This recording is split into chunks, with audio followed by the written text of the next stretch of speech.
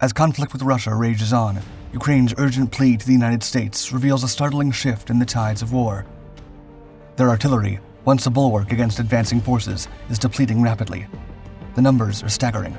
The Ukrainian army burns through 5,000 to 6,000 155mm caliber shells daily, while the US can only produce 15,000 a month. In response, a controversial solution emerges from the shadows, a weapon that many nations have shunned and over 100 countries have outright banned. A weapon that can change the course of battles, but carries a haunting legacy. The world is watching and asking, what is this potentially game-changing technology? Why is it making a comeback now? And at what cost?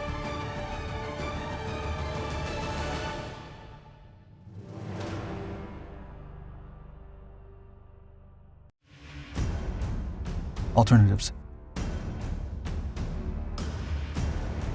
Ukraine's forces are currently grappling with a pressing issue, a shortage of artillery shells caused by the intense battles in southern and eastern Ukraine, mirroring the high consumption rate seen among the Russian forces. The ongoing conflict in these regions has elevated the importance of artillery as a critical weapon. Facing the daunting challenge of dislodging the well-entrenched Russian troops stretched along a 1,000-kilometer battlefront, the Ukrainian forces urgently seek replacements for the depleted artillery shells. However, their Western allies struggle to keep up with the demand, leaving a critical gap in the much-needed ammunition supply. In light of the scarcity, Ukraine has turned to the United States, requesting additional cluster munitions to target the entrenched Russian infantry. Some experts argue that deploying cluster bombs could be instrumental in suppressing enemy fire from these trenches, thereby granting Ukrainian forces crucial time to navigate Russian minefields. Royal United Services Institute, or RUSI, analysts highlight that cluster munitions could aid Ukraine in breaking through Russian trenches without posing a significant threat to civilians, given Russia's widespread use of unmarked minefields. Nevertheless, others contend that alternative conventional weapons might achieve the same strategic objectives without resorting to cluster munitions. Firecrackers. Since February 2022, both Russia and Ukraine have been employing cluster munitions. Neither country has signed a treaty banning these controversial weapons. The United States, while also not a signatory to the treaty, has consistently voiced its disapproval of Russia's extensive use of cluster munitions in the past. Cluster munitions are a specific type of explosive ordnance dropped from the air or launched from the ground. They disperse numerous small submunitions or bomblets over a wide area from rockets, missiles, or artillery shells. The primary purpose of these cluster bombs varies. Some are intended to neutralize personnel and destroy vehicles, while others are meant to target infrastructure like runways or power lines. Originating during World War II with the German SD-2 or butterfly bomb, the technology was later independently developed by the United States, Russia, and Italy. Throughout the 1970s to 1990s, many countries integrated cluster bombs into their standard munitions arsenal, leading to production by at least 34 countries and usage by only 23. Similar principles of dispersal have been applied to artillery shells for a considerable period, often referred to as improved conventional munitions or ICM shells. In the US military, they've earned colorful monikers like firecracker or popcorn shells. From a military perspective, cluster munitions can prove highly effective against entrenched ground troops in fortified positions, creating hazardous conditions in large areas that would otherwise necessitate meticulous clearance operations. But they do present a significant hazard. Crimes of war. Cluster munitions, though designed to explode upon impact, can present a dangerous problem when they fail to detonate immediately, especially on wet or soft ground. These unexploded bomblets pose a grave threat to civilians, as they may unexpectedly detonate if disturbed, leading to tragic consequences. Russian cluster munitions in particular have a troublingly high dud rate of 40%, leaving a significant number of hazardous unexploded munitions scattered on the ground.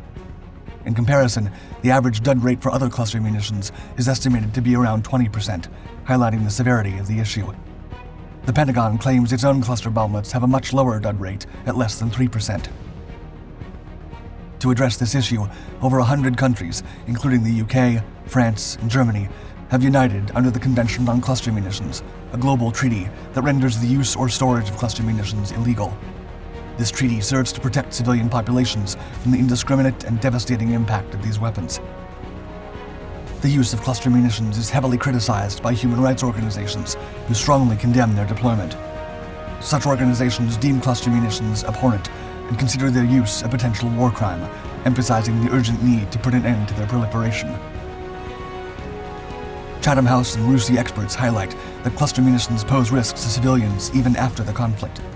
They point out that Ukraine plans to use these weapons against Russian field fortifications in open countryside, already surrounded by unmarked minefields and unexploded Russian ordnance, making the areas extremely hazardous for civilians.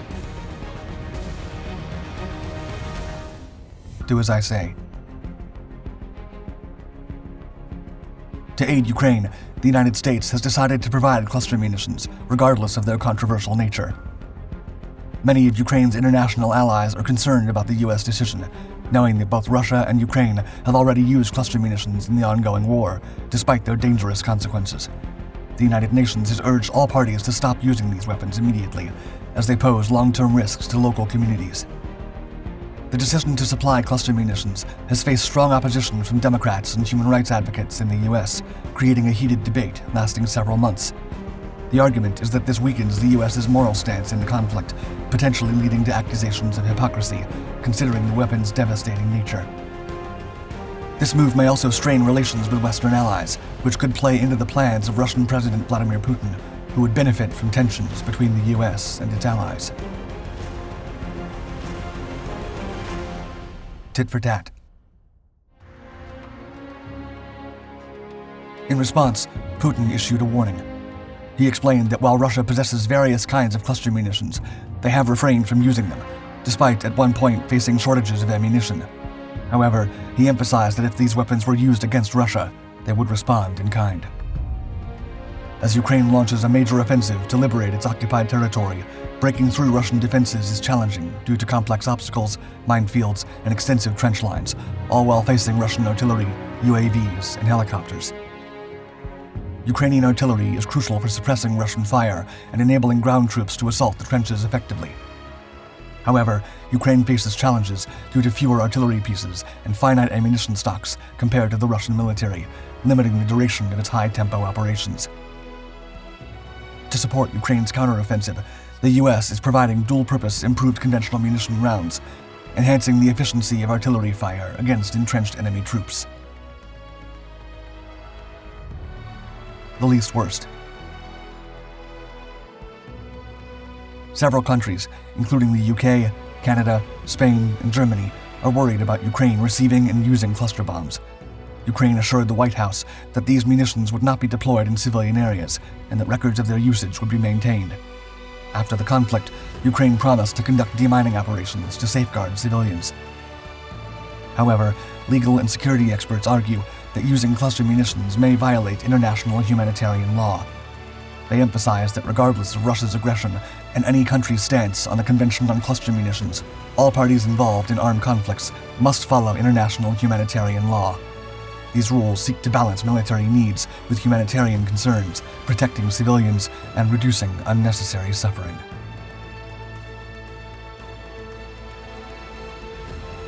We're thrilled to have you join us. Give us a thumbs up to show your support, and be sure to hit that subscribe button for Dark Tech's never-ending stream of captivating content. Make sure not to miss out on exploring our Dark Documentaries collection. And remember to turn on the notifications bell so you never miss an episode. Stay tuned.